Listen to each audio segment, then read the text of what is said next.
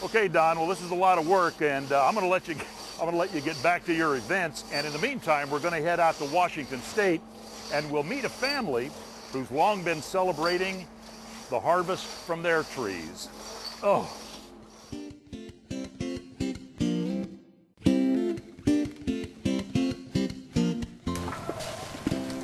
Cherry harvest time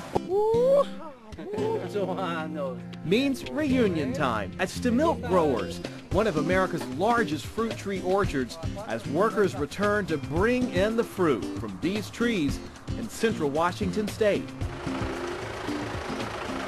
If you like cherries, you've probably had some of these.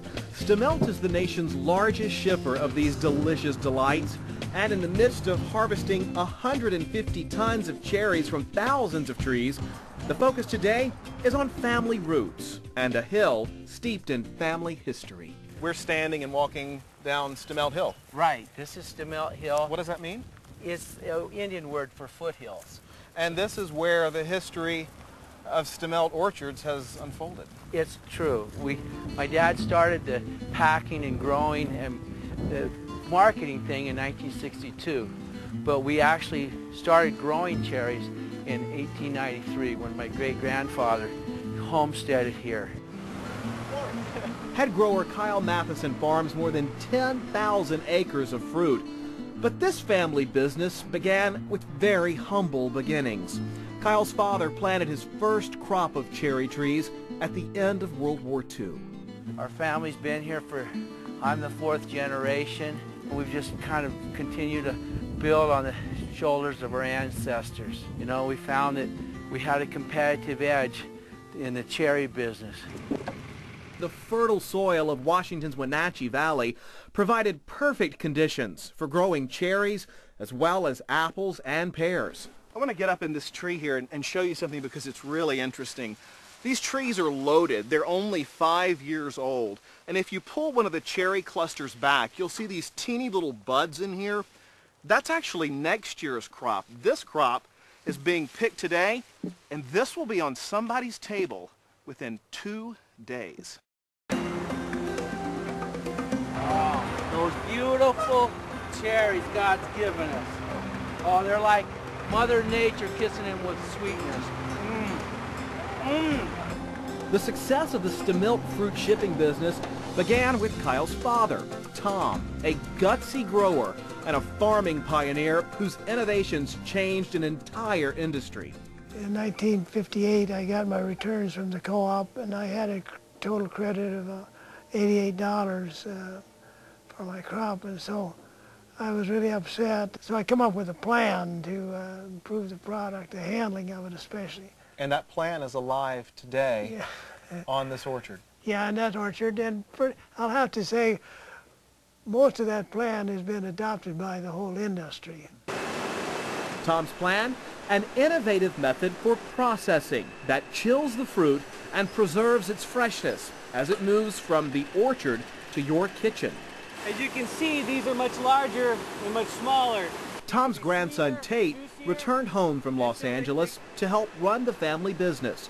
He operates one of the farm's processing plants, line after line filled with cherries and apples. Got to talk about the stickers. Yeah, of course. These stickers are something that your grandfather came up with. He felt that the apples were going to become a commodity, so he wanted to distinguish his apples and put his name on it, you know, that these were grown on Stemilt Hill. So we started doing it in the 80s, and I guess it always stuck. That's not all that stuck. Tom's industry standards fill this place, from a machine that sizes cherries to bagging and selling cherries in plastic bags. Tom was the first. Back at Stemilt Hill, the orchard is being protected by a professional falconer to scare away birds that damage the fruit. Each day he sends his birds soaring over the land with the same protective spirit inspired by Tom Matheson. And just down the hill, How's the compost going? Tate's brother-in-law, Robin Graham, runs Stemilt's composting facility. That's not dust you're seeing, it's steam from the 170-degree baking compost filled with apple cores and cherry pits. It's used throughout the orchard and on the 1,000 acres of organics, something Tom Matheson began doing 15 years before organic was the buzz. When you're farming, you got to look at the whole tree and kind of including the soil and the environment in which it grows. And kind of like the human body, you don't want to treat just the symptoms. You know, we just took a look at the compost pile, and that really highlights that you have to build the environment in which the tree grows. As for the highlight of Tom Matheson's life, it's his history and heritage. And the baby's name is going to be Thomas Kyle. Thomas Kyle after, yeah, TK. I don't dwell on the fact that what's developed.